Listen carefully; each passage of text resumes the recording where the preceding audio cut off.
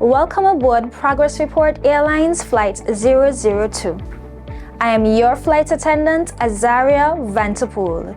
In command of the aircraft is Captain Duggins, and it is our pleasure to navigate you through the skies of progress and innovation. Ladies and gentlemen, please prepare for takeoff as we traverse through the vibrant tapestry of March 2024.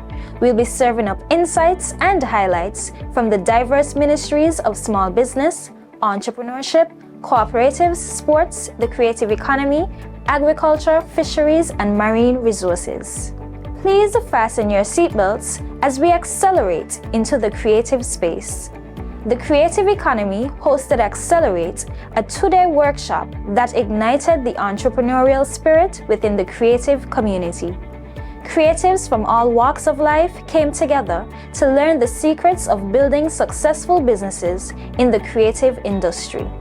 Led by a stellar lineup of industry experts, including Michelina Charles Hazel, Yarini Morton, Leah Craig Chatterton, Siobhan Douglas, Zico Makanda, Kyla Brown, and Teresa Wyatt, participants delved deep into the realms of business ideation, scaling up, marketing, branding, setting up finances, networking, and achieving work-life balance.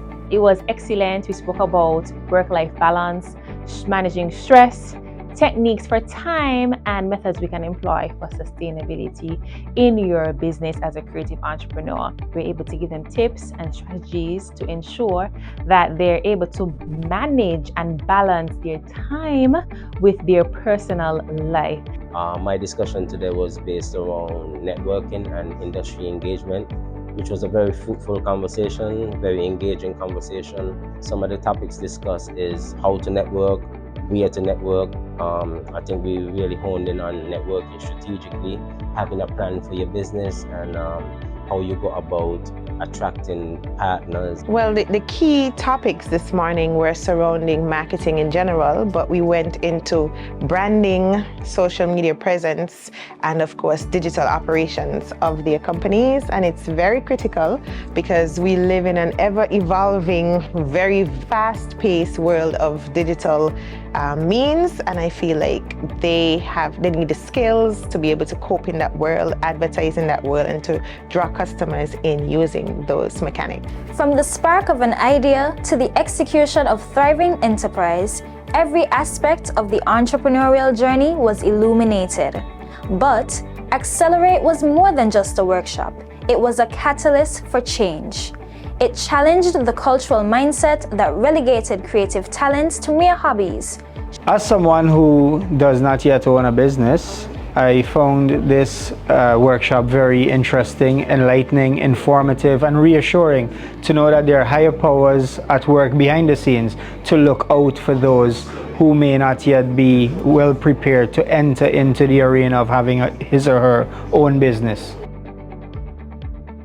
It was very informative, very knowledgeable, learn different aspects about the ways of going to set up your business accounts, set up your business.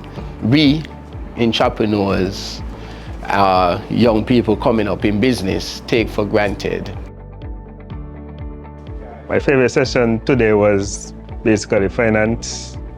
Helped me to develop different ways to strategize, get different accounts, different business accounts, versus checking the personal account, ways to develop interest rates and whatnot. I'm really looking forward to applying all of the amazing material that was given to us today in this Accelerate program. I feel so energized. It's really giving the title Accelerate. I find that the Department of Creative Economy is really doing some fantastic things to instill some progressive ideals and productive ideals within all the creatives. I know I'm going to apply a lot that has been taken or given in terms of marketing. As we continue to accelerate to our cruising altitude, we encourage passengers with connecting flights to explore the boundless possibilities of Creatives Connect. an event designed to foster connections and collaboration among creatives, giving them the opportunity to share their challenges, ideas, and aspirations. Creative Connects, I think it nurtures in the sense of bringing a lot of different, creatives in one room, one area, getting to meet, because otherwise, you might not be able to connect or meet these people outside on the road because we all are busy. In this session, everybody's be able to come and you get to meet and see who these people are. So it's helpful. It brings everybody together. I thank the creative economy for the grants that they are providing for startup businesses, and it is a good initiative that they are taking. I encourage all creatives to sign up. We have a creatives catalog and become a registered member of the creative economy officially. That way you can benefit from all of these fabulous projects. And there's a Creative Arts Fund. It's a grant, not a loan that you have to pay back, that you can tap into, start up your business, or it provides financial aid or technical aid where your business can take flight. And so we want you to follow us on social media, creatives.kn, and see how we can benefit you. Beyond igniting the entrepreneurial spark and fostering connections within the creative community, preserving our cultural heritage is equally vital. Passengers are encouraged to check their monitors for details on Minister Duggins' engagement with Mr. Maurice Widdowson, acclaimed owner of Romney Manor, the home of Caribel Batik, and Mr. David Rollins, a distinguished archaeologist passionate about heritage preservation. This 2-week period here, along with Stephanie, my colleague, is to do an assessment of the mill buildings. So you can see behind you, they're the ones with the aqueduct, and then the mill house where the cane mill was located. And the evolution of milling or crushing cane here all took place in essentially that spot. The significance of the final product is that we have ensured the sustainability of something that has a deep, deep place in Cottition history, yes, but old road history. What is overlooked, perhaps, is actually the economic impact of this site. It has, I can say, become a bigger destination than anything other than beaches in St. Kitts, numerically. The benefit of this estate economically for many families of taxi drivers and tour operators and bus drivers feed daily from the presence of this estate. I can say without any shadow of a doubt that I've never received anything other than great support and even greater encouragement for what I'm doing here. Mr. Widdowson's dedication to promoting our cultural heritage through Caribel Batik and Romney Manor serves as a shining example of the intersection of creativity and heritage. Similarly, Mr. Rollins' work as an archaeologist highlights the importance of safeguarding our history for generations to come.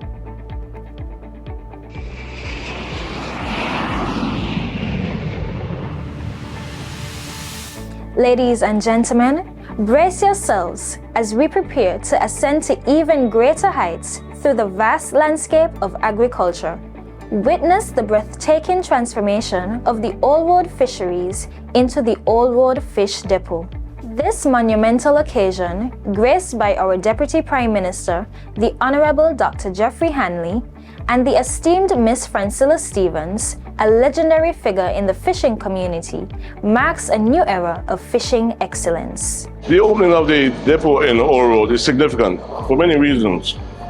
But as a fisherman, the main impact it will have on us is a guaranteed market for our fish. We don't have to wait for customers to come to us any longer. We know there's a guaranteed customer right here at the depot. And what's even more significant for us is the time frame it would take for us to get our money. Money is the most important thing for fishermen. We need to get money for the gas for the boats, maintain the boats, pay our workers. And the turnaround time of a few days is excellent, much better than it was in the past. Now, with the burden of processing lifted from their shoulders, they can focus on what they do best, reeling in the freshest catch of the day. Well, I would just like to thank the government for continued support, revitalizing the facilities, and whatever support they give to the fishermen through initiatives. Okay, with the introduction of the complex here, they assist us a lot in getting ice and a place where we can store our fish. Now the introduction of the depot makes it a lot easier for us, so where we can sell the fish a lot easier to the customers then. As the aroma of freshly caught fish fills the air, the ministry invites you to indulge in the bounty of our seas at the Old Road Fish Depot, where every bite tells a story of tradition and innovation. Remember to get these ga. Our journey through the agricultural landscape does not end there, as the innovative plant diagnostic laboratory, a beacon of scientific progress, was unveiled, guided by the brilliant agronomist Ushana Jeffers. This state-of-the-art facility heralds a new era of crop production and food safety in our federation. With each scientific stride, the ministry is one step closer to achieving their 25 by 25 agenda, paving the way for a sustainable and prosperous future. I am excited for this initiative in terms of the division public. I encourage them to come on over and have their plants diagnosed. The plant diagnostic surface lab can ensure that the farmers' products are free from diseases and also they're in a great yield. In tandem with the synchronous standards, will ensure that the farmers' products are free from microbial and chemical contaminants. So overall, this lab helps to delay the time lapse in accurately and timely pest diagnosis, and it helps us to adhere to international regulation and also to implement regulations of our own in regards to import, because things are coming in and we must be able to surveil and monitor these pests so that we can protect our borders and our agriculture sector. We invite you now to sit back and keep an eye out for the fruitful endeavors and inspiring initiative amidst the bustling stalls of local produce and the melodic musical entertainment. Food heroes and entrepreneurs shine at the Bastia Public Market, where the ministry hosted its Agri-Night Market Easter edition. The Agri-Night Market is an event that fosters opportunity, celebrates community, and serves as a testament to the resilience of our agripreneurs. And I encourage the government to continue with the agro market, because it's sort of motivate the vendors, and it gives the public a chance to come and choose from a wide variety of vegetables. I'm looking forward for the night market, and a lot of people coming out to really support. And I also do 869 to go. It's a good thing and it's helped me out very much. I'm a regular at the Agri Night Market. It benefits me as I get to promote, advertise, and I make lots of local earrings, as you can see, bracelets. They're made from lava stones. I also do ankle bracelets, and I enjoy it. This is my first time at the agri market. My soups are really good, so I'm anticipating to sell off tonight. It is something that we're trying to do at least 4 or 5 times per year, so that we can support our vendors and recognize that during the night market they would have been able to make the monies that they're accustomed to make. So we thought that this is a good initiative, but in addition, the general public is able to come and purchase the local produce, because we believe that that is important. Buying local is important, eating local is important. We've decided to come to the night market tonight. This is the first time we've gotten a chance to come, and we've always wanted to come to support the local vendors. Just inviting everyone to come on down to the night market. I just got some provisions. Sweet potato is my favorite. So do come and enjoy.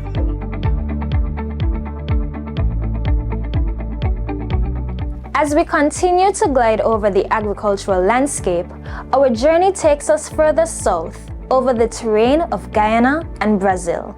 The minister attended the 38th session FAO Regional Conference for Latin America and the Caribbean, along with other regional agriculture ministers in Guyana. At the conference, he had the opportunity of contributing to the discussion on agri-food systems transformation in small island developing states in Latin America and the Caribbean. While his visit to Brazil presented fruitful engagements with stakeholders on agricultural investments for the Federation.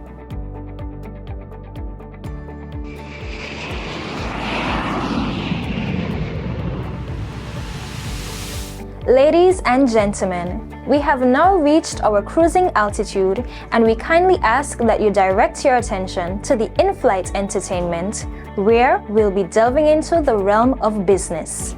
The seatbelt sign has been switched off, so feel free to sit back, relax, and revel in the journey of progress aboard Progress Report Airlines.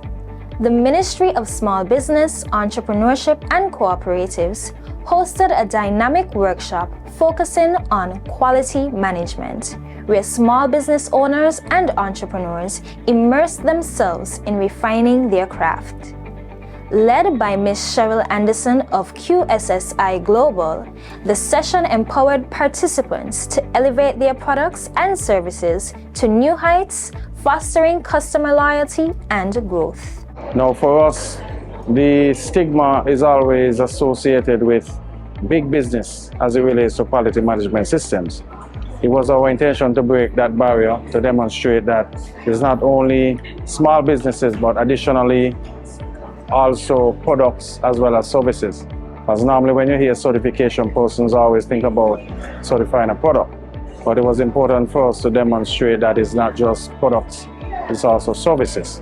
One thing I've learned during this entire week is that I have a lot of work to do. Although I have systems in place or processes in place, they are not written, but it's important to write it, document it, and you stick to your script. It was a week full of information, and I plan to take the knowledge that was shared to enhance the business. It was much information given to us, and I will use the knowledge given to implement these processes into the business for the continuation and success of Fresh Fry.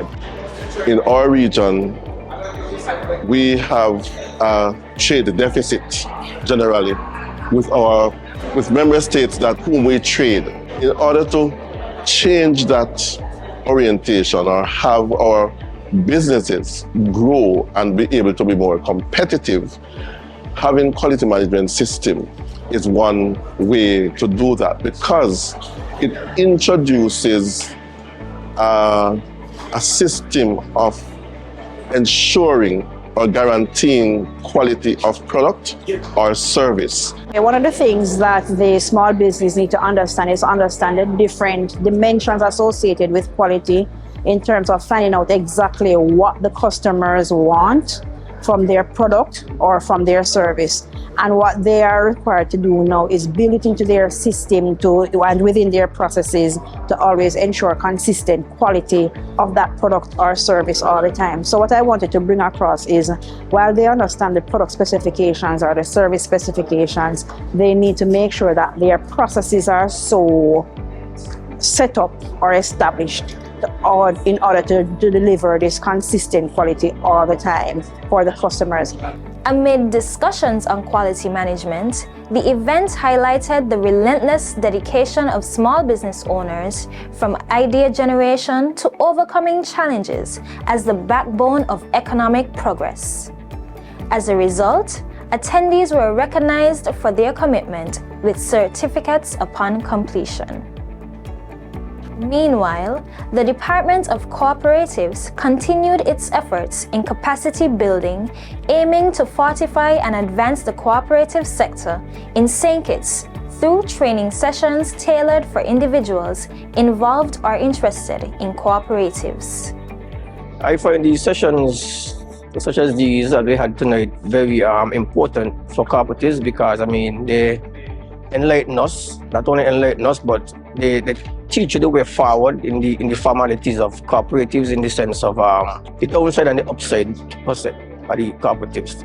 Well, I think it's very important because I'm the president of the Bay Fishers Corp, and you know, coming to this training, they give you an overview of how you have to delegate your work and manage, you know, what we have in terms of the corp. But I think it's a good collaboration because since I've been in this capacity, I've been able to work with these individuals to get a better understanding of how to manage corp. So I'm saying it's a great relationship, yeah? So I see this exercise as a means of re-educating and getting us to refocus on our responsibilities. I think it was very timely, and I am walking away with a wealth of information that will help me to better serve the body. So this was very important, very timely, and I'm very happy that I attended. So my name is Nick Dupuy. I'm here with the St. Kitts Bee Cooperative.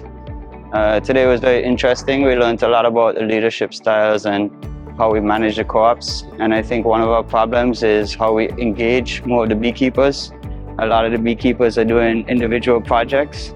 So there's a lot of beekeepers in St. Kitts who are quite active, but you don't hear about them. And generally, it's interesting to learn what are the leadership styles that perhaps we're not utilizing because we're not managing to engage all of the beekeepers to come together into the co-op.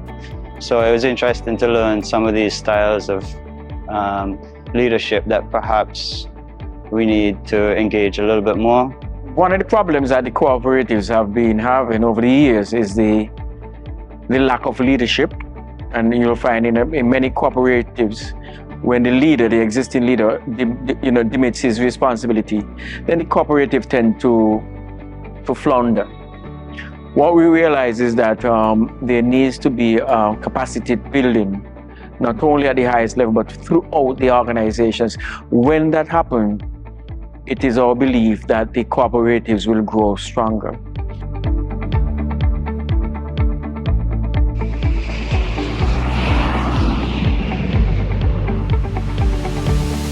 As we begin our descent, we invite you to fasten your seatbelts and prepare to touch down on the runway of sports, where dreams take flight and champions are made. In the world of football, the National Bank Group of Companies SKNFA Premier League kicked off with a bang, promising an exhilarating season with 10 teams battling it out on the field. A special shout out to the Rams Village Superstars for clinching the President's Cup at the start of the season, adding another trophy to their collection. The St. Kitts Nevis Football Association is the governing body for football here in St. Kitts and Nevis, which we help promote and protect the integrity of the game in all of St. Kitts and Nevis. Our main job is here to facilitate. We have 25 members across St. Kitts and Nevis, which we're helping to foster football here in the Federation. So tonight we have here the President's Cup. The President's Cup is the first match of the season where we have the defending league champion, Premier League champion, against the FA Cup champions, Rams Village Superstars and Headset Hospital St. Paul's United. So it's a testament here at the Warner Park, the historical Warner Park Football Stadium. The Ministry of Sports have been facilitating.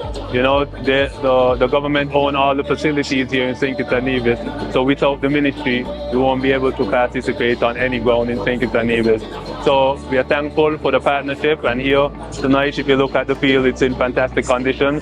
So we are hoping to continue this partnership with the Ministry of Sports. Preparations from January start to now has been pretty good. The recovery sessions has been good.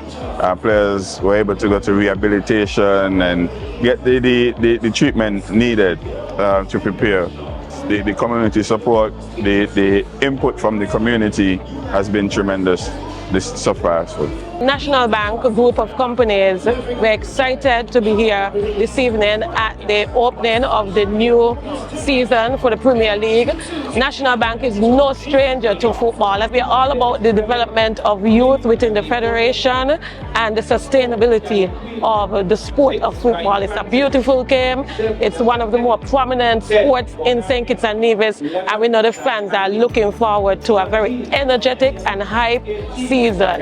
The athletic season continued with various school sports days and track meets, including our captain's alma mater, the Virchilds High School Sports Day.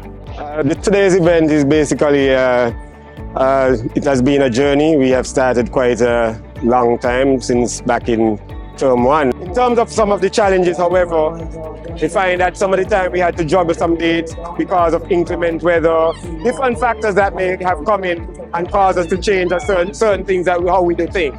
But nonetheless, I think that the successes far outweigh the downfalls, and so we are grateful that we were able to put on this spectacle today. I'm indeed extremely happy to be the person honored today.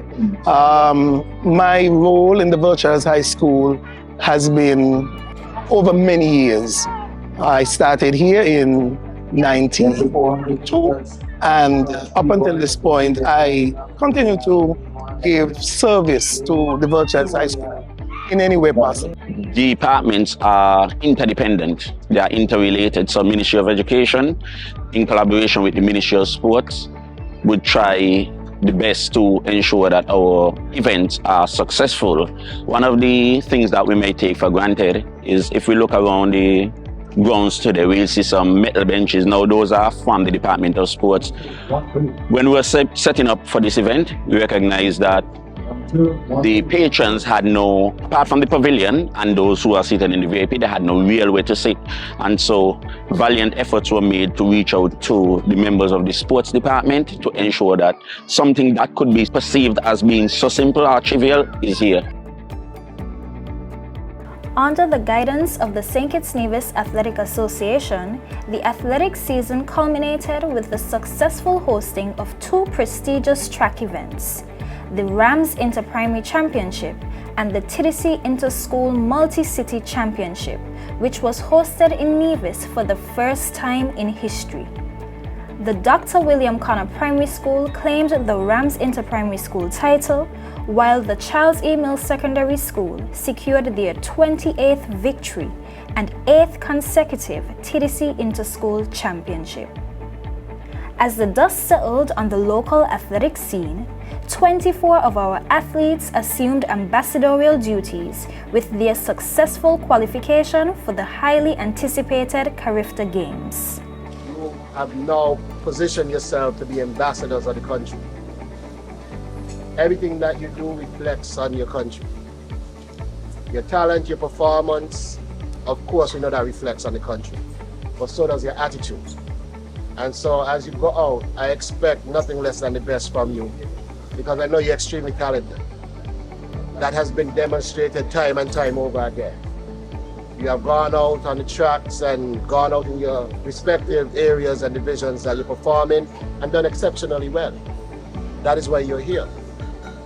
You have risen as the cream of the crop.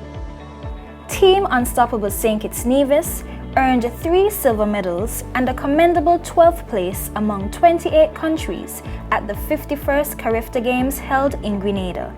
Special recognition goes to Jaheim Clark, Akanye Samuel Francis, and Jamad Huggins, our silver medalists. Additionally, beyond the podium, athletes such as Akanye Samuel Francis, Deschanel Thomas, Aldet Nisbet, Kimaya Phipps, and Jaheim Clark achieved remarkable personal best, showcasing their dedication and talent. Cricket action heated up as we hosted both the CG United Women's Super 50 Cup and the Women's T20 Blaze, demonstrating our dedication to promoting sports and fostering a vibrant sporting culture. Kudos to the St. Kitts Cricket Association for their tireless efforts in organizing these events and ensuring their seamless execution. Congratulations to Team Jamaica for their outstanding performance in the West Indies T20 Blaze Championship, clinching the title without a single defeat, as well as the CG United Women's Super 50 Cup. What you've witnessed over the last 3.5 weeks is the CG United Women's Super 50 Cup and the CWI T20 Blaze Tournament, which is the premier tournament for the women's regional teams. I really want to thank not only the ministry here in St. Kitts, but the team at SKCA, Dennis and Carlene. Like I said, this is our 2nd year. They make my job easier. I actually love working in St. Kitts. They have a very good team in place that makes sure that everything runs smoothly. Well, St. Kitts and Nevis, you know, it's a lovely place to play cricket. This facility in particular, Warner Park. To let a little bit of a cat out of the bag, we do intend to come back to St. Kitts with this tournament. This year we looked at the prospect of playing some of the Super 50 matches in Nevis, and that is something that we would continue to explore, to have matches played across the federation. But definitely St. Kitts is a lovely place to be and a lovely place to play cricket. Moreover, our very own Jazara Claxton displayed her talent on the cricket pitch, leading her team, the Leeward Islands, to victory against Guyana with an exceptional hat-trick. The team's dedication and sportsmanship elevated the cricketing experience, creating lasting memories for all involved. For me, it's just been a learning process, just been working on different stuff throughout the tournament, trying to get better in terms of game-wise. It is a fun sport and it's like a life lesson. Sometimes you win, sometimes you lose, and you have to work hard for what you want. The month of March is synonymous for celebrating women. As a result, the St. Kitts Nevis Olympic Committee held a seminal Women in Sports event fostering gender inclusivity and empowerment across various sports disciplines.